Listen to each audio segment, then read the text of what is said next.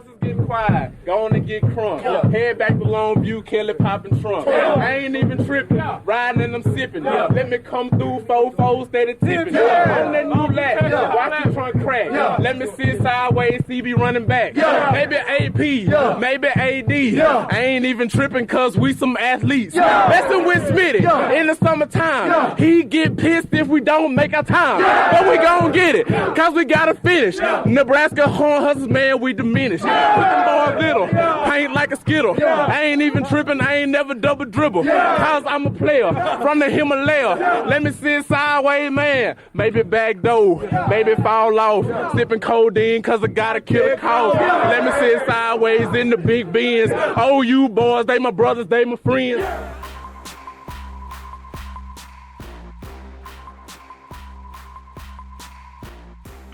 All right, welcome into another great episode. What is going to be a great episode of FullbackU with my big bro, PJ Mills. PJ, how you feeling, dog?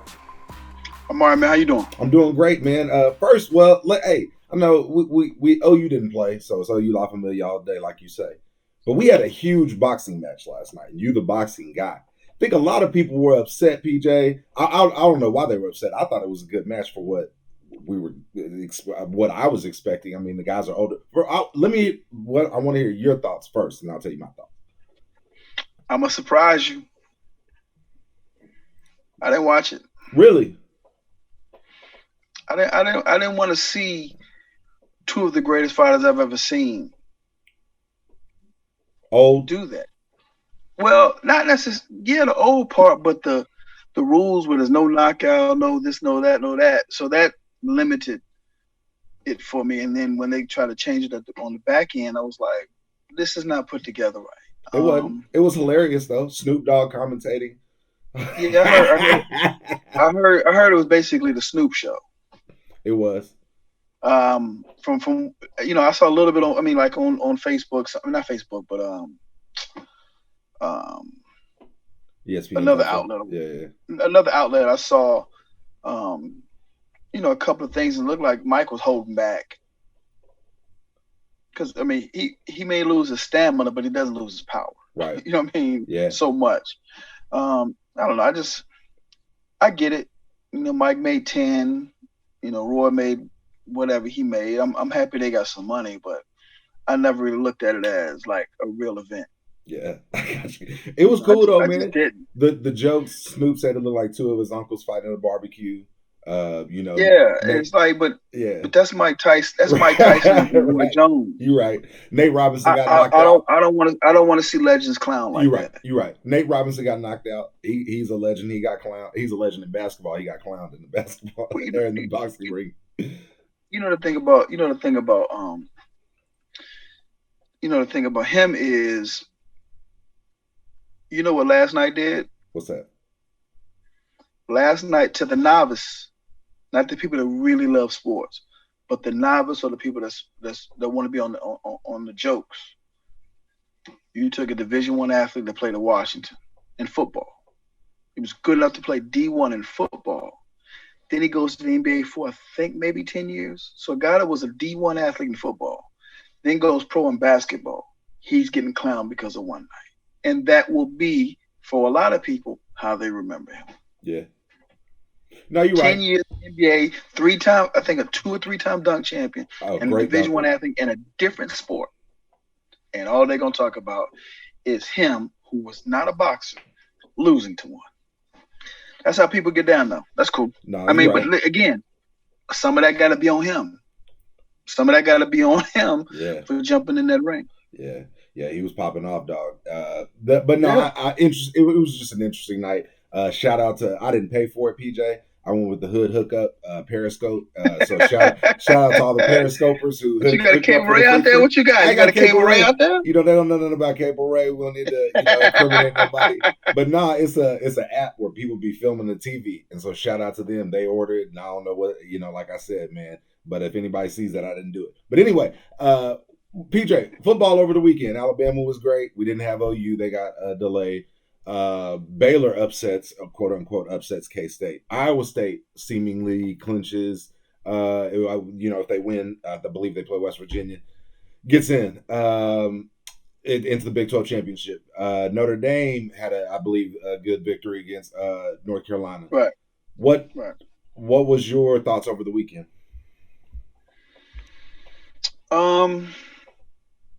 That the Bama might still be the best team right now. Lawrence comes back, so obviously that adds a big plus to Clemson and what they've been doing the last 3-4 years, maybe 5 years now. They put it on building and winning two national championships. I believe they won two. Yeah, they won two national championships in that time frame. So, Bama and Clemson are probably the two that most are going to look at. I do think Notre Dame is good. I think at their best, I don't think they beat Bama or Clemson. If everybody's at their best, I don't think they beat either one of those two. But I'm going to tell you who might be coming soon. Not yet. Might be coming soon is Florida. You like them? Florida might be coming soon. Maybe not this year, but Florida might be coming soon. Their receiving crew and tight end is ridiculous. Yeah, I think that recruiting going to start flowing back over there. Not so much for Florida State yet. Miami right now it looks like Florida's going to get, if there's a definition of get back, somewhere near where they, are used to seeing them. It looks like Florida could get there first. Then Miami will get there second, unless Florida State does some type of huge turnaround in the recruiting. Because there was a time where Florida was the best. Florida State was the best. They were the best team at one point, and they were the best out of the Florida schools. They're not that right now. They can get back, but they're not that right now. Right. And there's just a ton of talent in the Southeast, PJ. You look through all those. Oh, yeah. Just most the definitely. rankings, all those teams you talked about. Want to get your thoughts on OU. I don't want to look too far ahead because obviously, like I said, Baylor just beat a team that we lost to. We still got to play looking West better. Virginia. Let's just assume, trending up, looking better. Guys are playing well on both sides, but by and large, winning at a level. When you lose one or two games, you got to put up some big numbers. Now, again, we got a big name. We got to coach people respect. We got history, but right now with the two losses, we have to be blowing cats out. Yeah. It don't need to be close. It doesn't need to be close at all. So, and Iowa State's the team I want anyway. Really? That was what I was going to ask you. Do you think in the conference, if it goes to the conference, that's what I want. Yeah, they beat us, right? Right. Yeah, I want them. I just didn't know if you wanted the power program of Texas. To me, Iowa State was going to be the highest ranked program, so I think it works out for us. I want Iowa State. So, I want Iowa State. I think that'll bring more to us because we already beat Texas. So if we beat them again, it's a plus. But if we can say we beat Texas and Iowa State, good point. Then that, to me, I think it'll go further. And I don't think we'll be in the Final Four, but it'll move us higher up in the rankings. And anytime you get a second chance to beat somebody, to beat you want it. Yeah. If you're a competitor, you want it. Yeah. Whether you won or lost, you want it. I don't want to make light of COVID. Obviously, I want everybody safe or anything, but Harbaugh is probably thankful that there are no fans because he would be booed ridiculously. Probably. Do you think he would be? What's going on at Michigan? How do you lose to a winless Penn State team at home? He's not doing a good job. Listen, we both know there have been really, really good coaches that just didn't do a good job somewhere. He's not doing a good job, and I know it has to hurt him the most because that's his alma mater. Nobody wants to flop coming back to their alma mater. Nobody. There's that. We feel OU familiar and all the guys that came through OU. There's a family type situation to it. Even if you don't really talk to somebody for a couple of years, if you come in contact with them, it's good to see them. You ask them about their kids and their family and how's everything going. So it's just a situation where I think we can win this conference, man. I really do. But I wanted to get to that COVID, what you were talking about. What was your thoughts on Dabo Swinney and the Florida State situation? Dabo gets away with a lot. He gets away with a lot. Man, he does. I think, and you can get however much you want into it. I think the reason why he gets away with a lot is because there's a lot of people in power that agree with what he says. And he doesn't necessarily cross lines. He doesn't cross lines with his black players. And if he does a good job of when he said the Martin Luther King, he did cross the line with the Martin Luther King thing. I want to say that because that was being way uneducated and trying to do that. But he didn't lose his black players, so I don't know what he does behind closed doors. But he's gotten away, PJ, with that, with the football matters during the pandemic, and then now this. And so to me, it's almost, you know how it is, PJ. Those guys get so much power that let's put it on the flip side. Look at Saban. I've seen him on one commercial. He never steps out with anything unless it's with all of his players. I've never really heard him say anything except when he gets controversial, PJ, it's because they're doubting the teams that he's playing. And he wants to credit Georgia Southern. He's getting pissed off at some little journalist that's doubting them. I don't see the great coaches doing that. I see a lot of them wait until they retire, which is fine. But my deal, PJ, and like I said, we can get into it as much as you want to, but a lot of times we have a white guy leading a lot of black players. I mean, and to me, this is where so many of these the injustice situations, the things that are going on in America, hopefully it can bring us together as I'm a biracial kid myself, so I love seeing Lincoln lock arms and Nick Saban lock arms. I don't like seeing. I will finish with this because I don't want to come too hard on Dabo. I feel like, PJ, he's doing a lot of that because Florida State's down. You notice he mentioned that they had 4 head coaches in 3 years or something like that, and he's been here 30 years and done this and that. So it sounds like he's kind of trying to make it a rivalry deal, but this is the 3rd time. What do you think?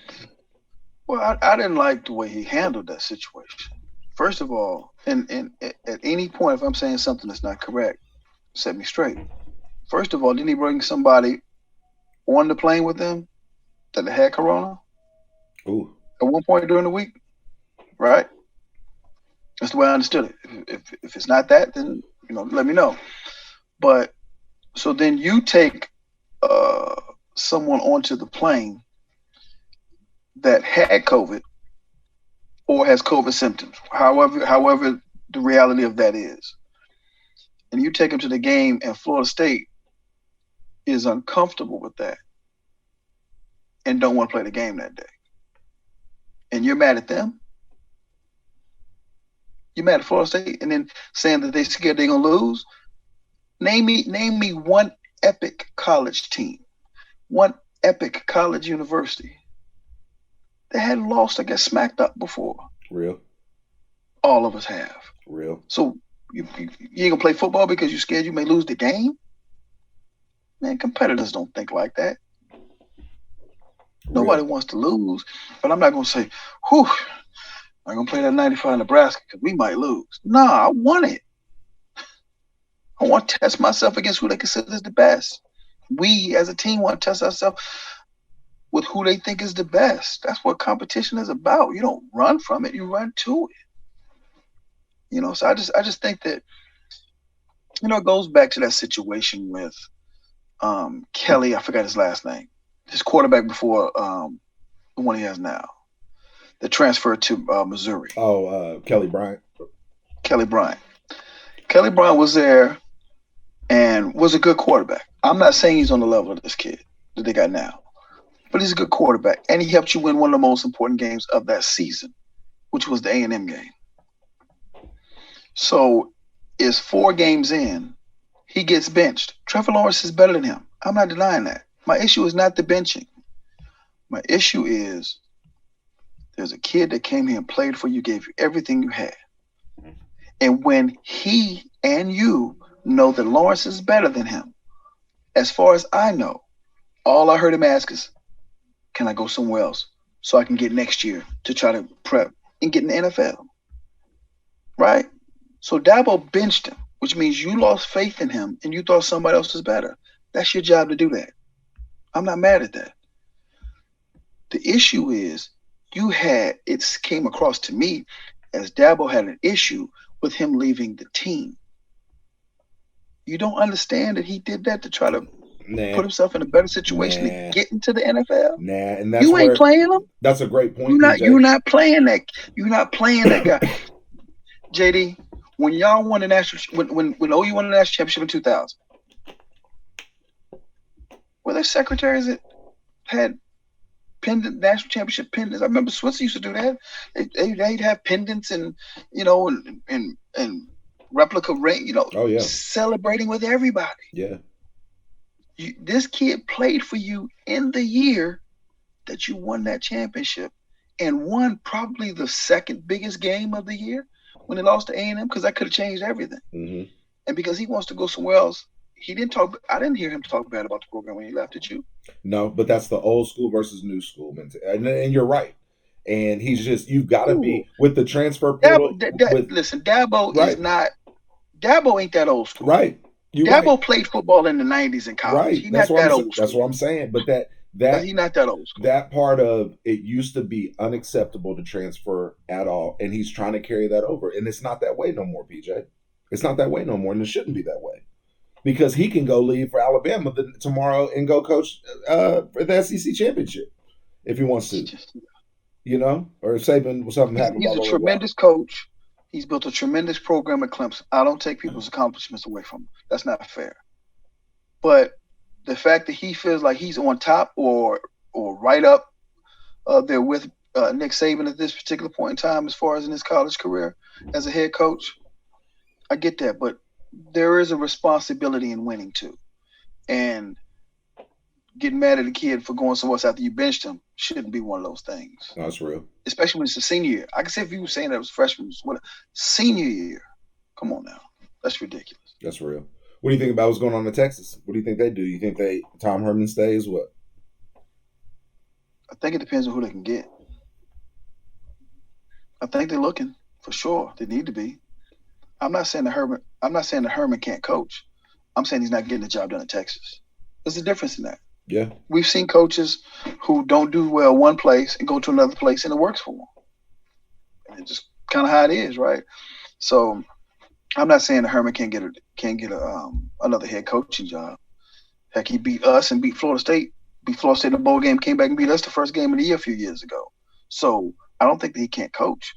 I'm just saying he's not. When you're at Texas or Oklahoma or all the name schools, you know who they are. When you're not winning, gotta go. And you're not an alumni. See, he's not an alumni from there, as far as I'm concerned. No, as far as I know, I don't think so. So what they call him up in Michigan, khaki pants. Harbaugh did a really good job in the NFL. Went to the Super Bowl. Got close the second time, right? Mm-hmm. And so he did a good job when he went to the pros. He did a good job at Stanford. Pete Carroll's way out, he beat him. So that was kind of like the transfer of power, so to speak. But I know it's got to hurt him. Nobody ever wants to fail at home. And home for athletes is where I was born and where I played in most cases. So he doesn't want to be a failure at his alma mater. He started there. His name rings bells over there. And for Michigan to look like this, I know he can't be happy. But the people upstairs, they watching. Now, I'm not sure they're gonna get rid of him now. I think they're gonna because the COVID is an excuse for everybody to get another year.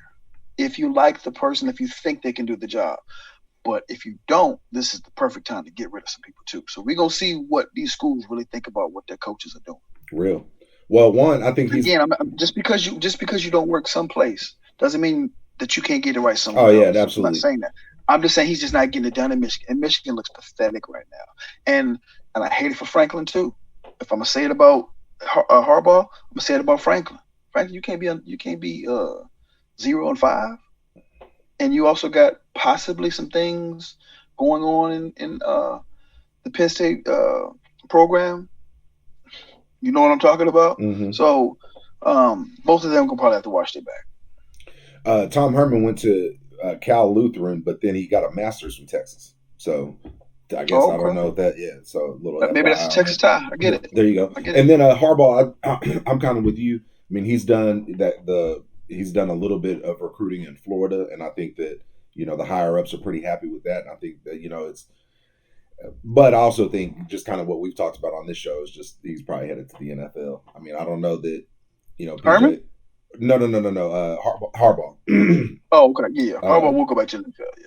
But they got. I mean, what's their Ohio State game going to be like in a couple weeks in Columbus? Pain, like Clubber Lang said, pain. Yeah. Well, any other? Want to get your thoughts on the high school games? I don't know if you caught any, man. The things around here. Some stay the same, some change. Big school, Edmond Santa Fe made it on one side.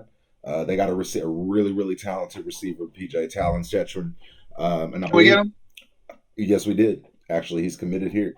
I've met him. Love it. I've met him, PJ. First of all, his high school coach, Kyle White, my brother was the basketball coach over there. So I really got to see Kyle White build that program. Super proud of him, man. He's over there with Lenny? He was over there with Lenny, with my brother. Yeah. Talon is special. He was a basketball kid that came out to football. He kind of went back and forth. He's special, PJ, because you turn on 2 plays of his highlight. He runs 10 yards downfield. And when he stutters those feet, PJ, you have no idea if he's going left, right, forward, back, right, set. I mean, and then that's the one thing you need to hear. And then 2, when that kid catches the ball, he is explosive. He's like, and he gone. The kid takes the 12-yard out and be corner route run safety. Ball skills, 6'2", long, nice kid though. You meet him. The kid talks like he's 25 years old with a master's. Sound like he's mature beyond his age. Very mature. The Oklahoman did a pretty awesome story on him. He's actually adopted. And the parents did an amazing job. They're doing an amazing job with him, and I believe he's got 2 other brothers. Met them both, man, at a football camp. Just kind of, the random deal with your boy Ricky Brady. I wasn't working out with them. They just volunteered. That is, like I said, what kind of kids they were, man. They just volunteered to come over there and see him. So I was really glad Dennis Simmons locked him up. So I think they play Jinx here in a couple weeks. Jinx got a big win. Jinx coming back a little bit? I believe they got a big win over Owasso, which was kind of a shock, man, because I don't think Owasso had lost. And was really, really, everybody was kind of thinking that they were the best team in the state. And Jinx it was 39-15. So wow. So and Owasso had won 24 games in a row.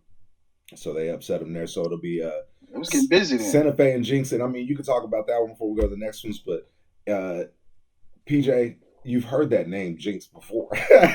They're gonna show up to this game ready. Man, like I say, listen, hey, I'm gonna tell you this. A lot of what former athletes think about other teams is how did we fare against them? You know what I'm saying? How'd you fare against them? We beat Jinx. Okay. Listen, that was a long time ago. Let's be very clear. A long time ago, but I was a young man once, and we played Jinx. And I think I told you this before. My head coach, when I moved to Oklahoma, my junior in high school, to Enid, my head coach was Ron Lancaster. Okay. Maybe the best coach I ever had. One of the 2. Him and Coach Tommy Raymond were 2 best coaches I've had. As far as like head coach. And I love Gibbs too. But he left after our junior year when we lost to Lawton Ike in the state semifinals, which was basically the state championship game, because whoever won that game was gonna win a championship. So Ike beat us. And then he took the job at Jinx. So the following year, my senior year, he comes in with Jinx, and he's the head coach there. And man, it was crazy. If you ever been in, it's like a long highway. Yeah. Getting to the highway where you can going by Stillwater and going to Norman. Okay. They had stuff for probably 20 miles. Wow. Different signs. It was because he was the coach there in '83. When we won the state championship with Lydell Carr.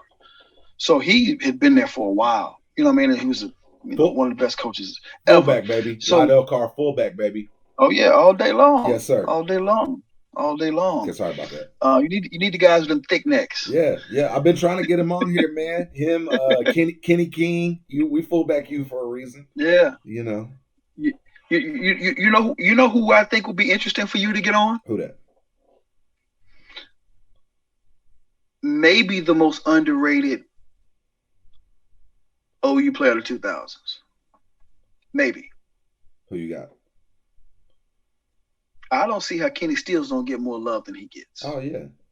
Well, I mean, we know, but because he's outspoken on social issues. Yeah. Man, y'all gotta listen. We have to be grown to say social issues is here, but how good somebody is and what that accomplishes over here. The way we have to talk to our children, PJ, is different than the way people the way we have to have conversations. Other people don't have to. Yeah, but I'm saying, like, if you're a fan, okay, there's two different things. If you're a fan of OU, or if you're just a fan of football in this particular conversation, you can't appreciate somebody being good. You telling me y'all don't see what Kenny Stills does in the NFL? So I never hear his name brought up. Right. When they talk about all these tremendous players we put in the league in the 2000s, which has been a lot. And he's still balling. He's still balling. He got cut by the Texans the other day, but he's still balling because he got hurt. Balling.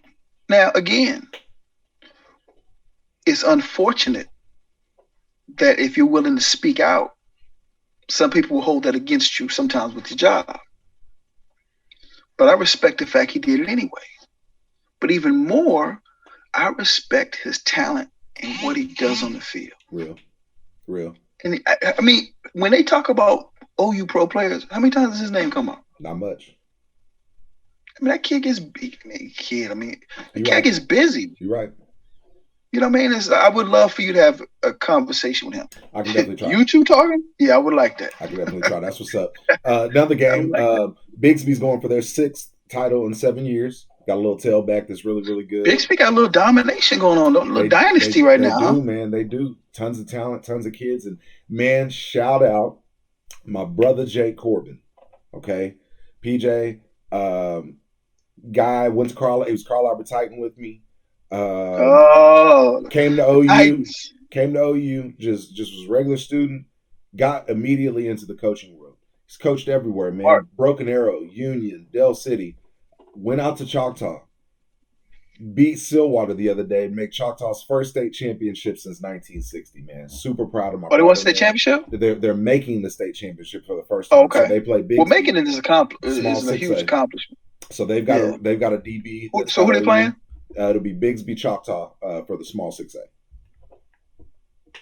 Bigsby gets busy too, don't they? They do. They played earlier, and it was a close game throughout the year. It was a lot closer than really I think anybody else had played him. It was like probably like 35-21 game or something like that. Mm-hmm.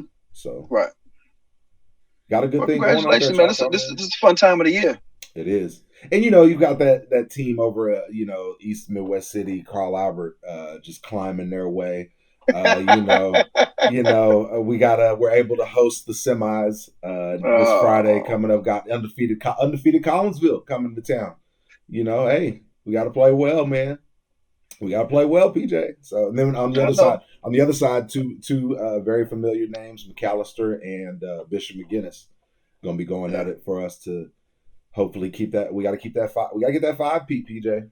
Well, I hope y'all get it, man. I hope y'all get it. I hope we do too, man. Hey, what you looking for this coming up week for OU? They got that game coming up against Baylor. Is there anything this week that you're looking for from the other college from the national spectrum? A continuum of what I saw, and what that means is I'm seeing the defense get better, and that makes me very, very happy. I see guys tackling.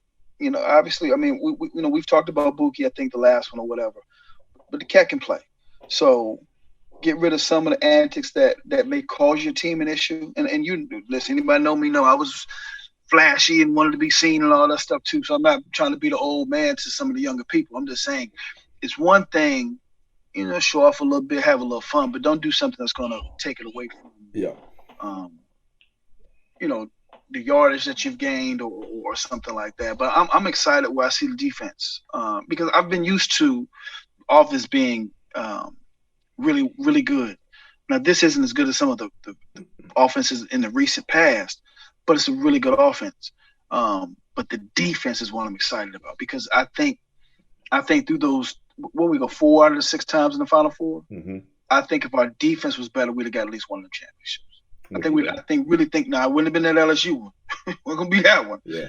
But I think we would have got one of those championships if the defense was, was better back then. We're grown. We can talk about that. So, No, I'm with you there.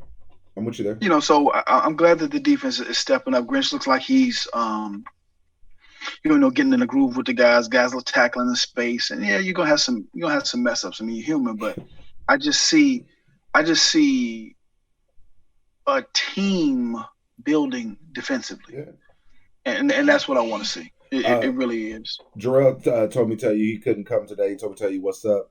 But he said they had JJ. He said they had a Zoom meeting about some stuff. But he still thinks. Man, I'm so proud of that cat, man. Me too. I can't tell you how proud I am, man. He said he still thinks that Buki has naked pictures on the whole staff. So.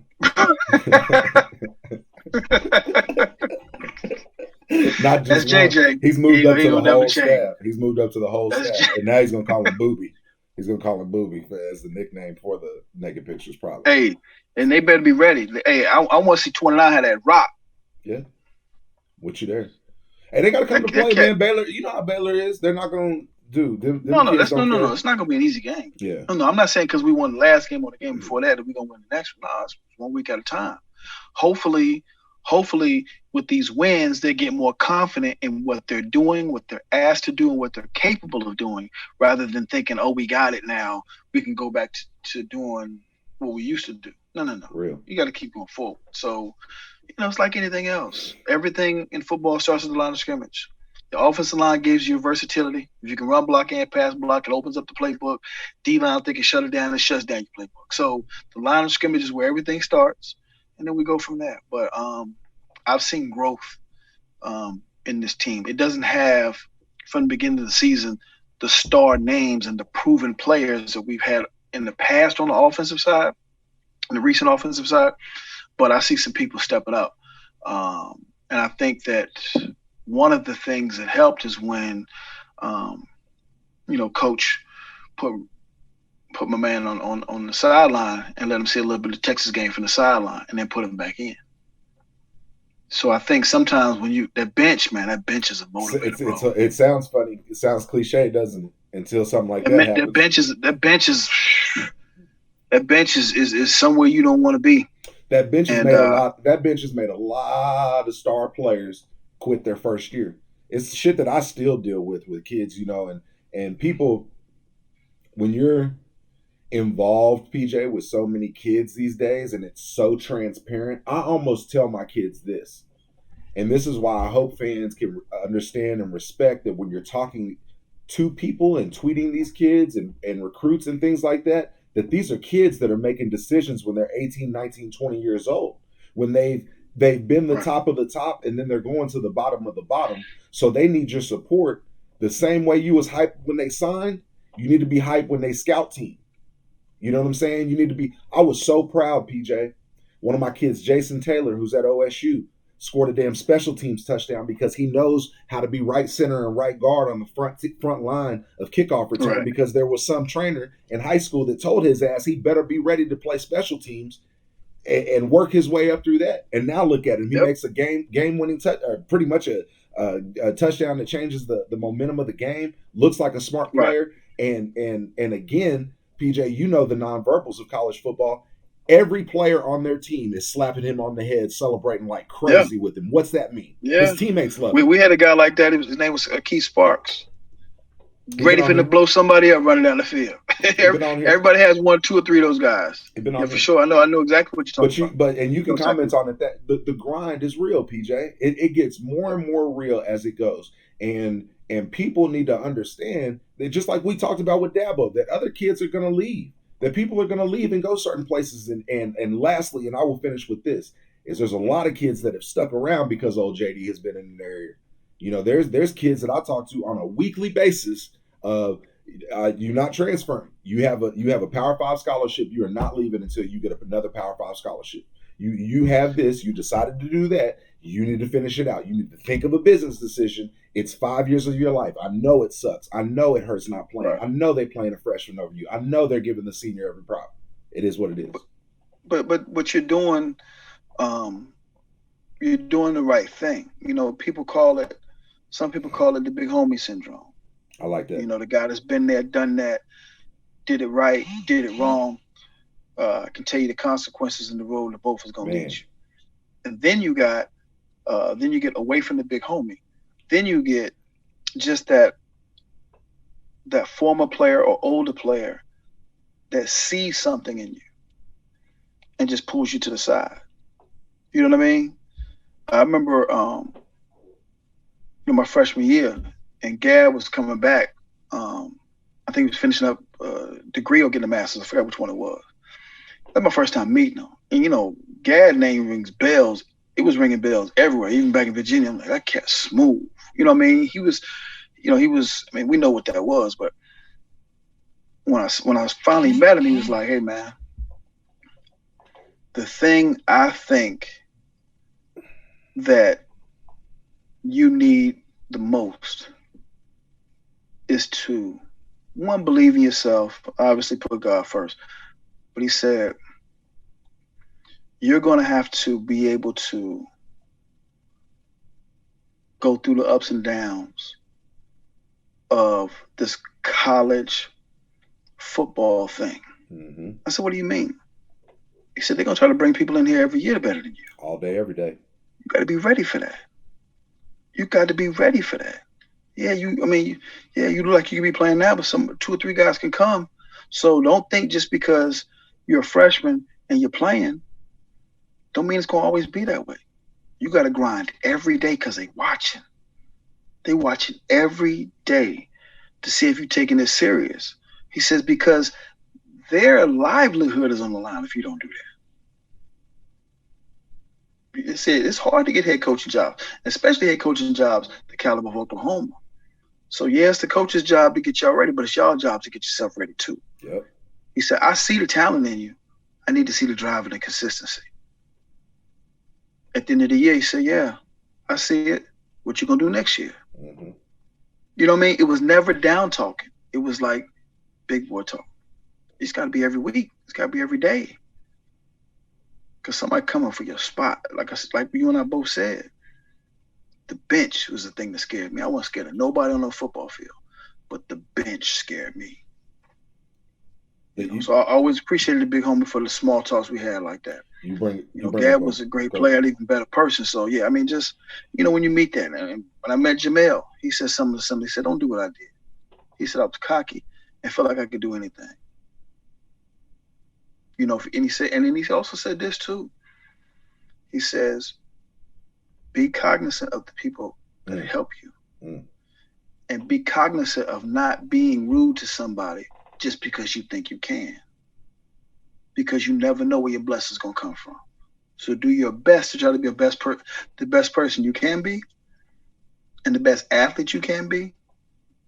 That's all you can do. That's it. That's real. He says, but once school is over, you're going to run into other people. You want your name to be good instead of being bad. Brother, so that was 2 big homies that just took time out of their day just to, come tell a little hard-headed kid who was 18 years old some things about what I was about to go through the next 4 years. Yep. And I tried to pass it on to the people that came behind me. And that's that thing that everybody calls each one teach one. Yep.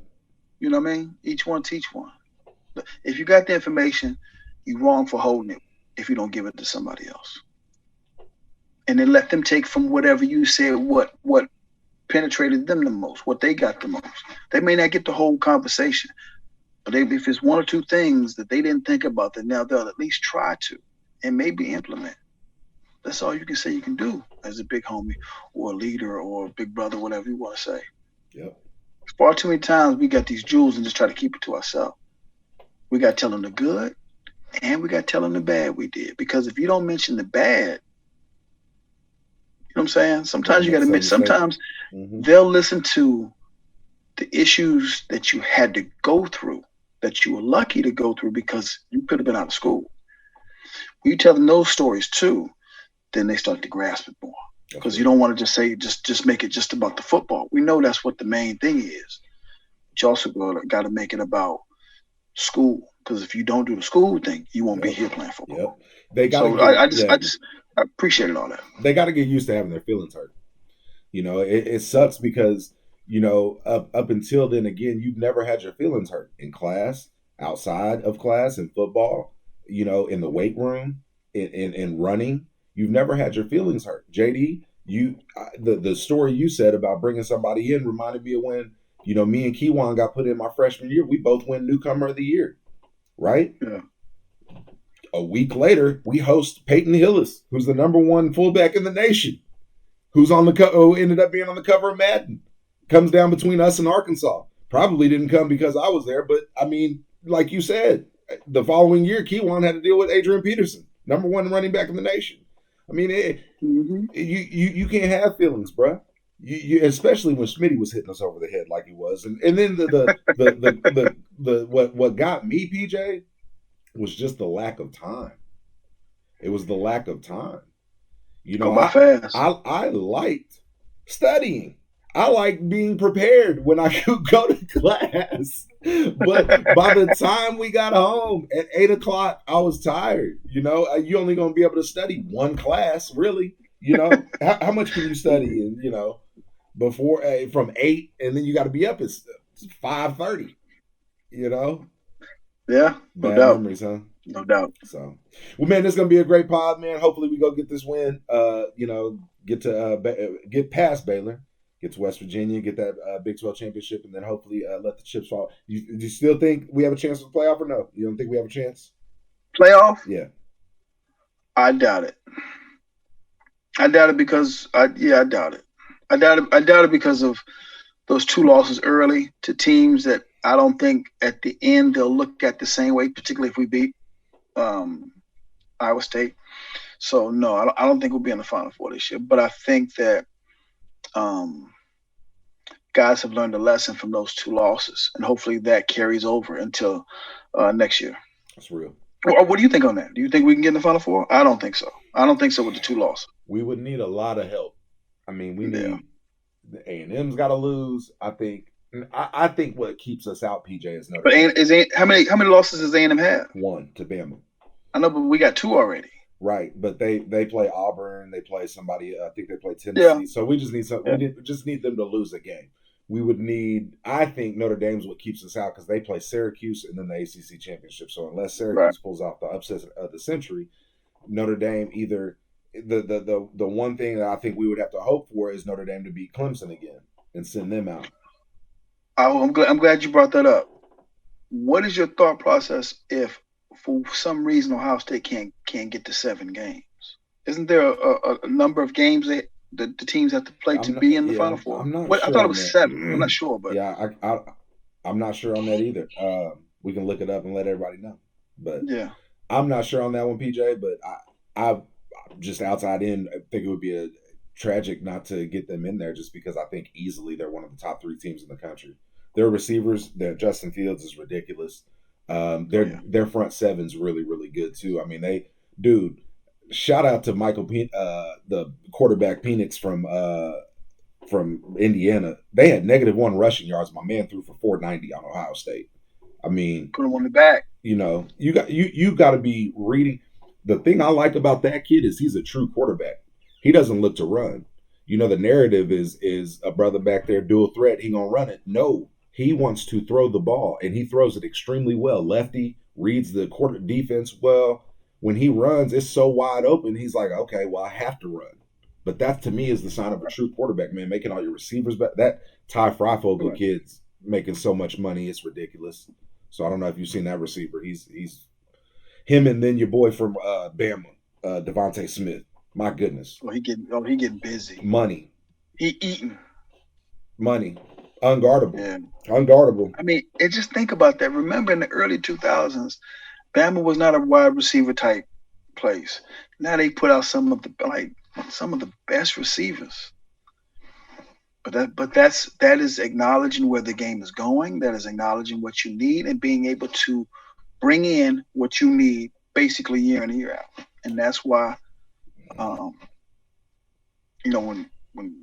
we were on top, when y'all were on top in the early 2000s, it was that consistency. And it's going to be interesting. I wish we got a chance to, if we won the conference championship, to get in that Final Four. But I think those 2 losses are just going to take it from us, because I think the team has a lot more confidence in themselves. I think they're understanding what the coach is asking them to do, particularly more on defense. I think they pretty much understood on offense.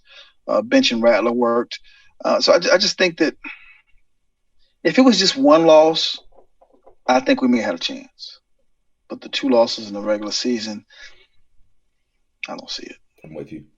Much love, big bro. We'll do this again. All love, bro. We'll get Take that care, W man. for Be better. good. I'll holler at you. All right, man. FullbackU. Peace.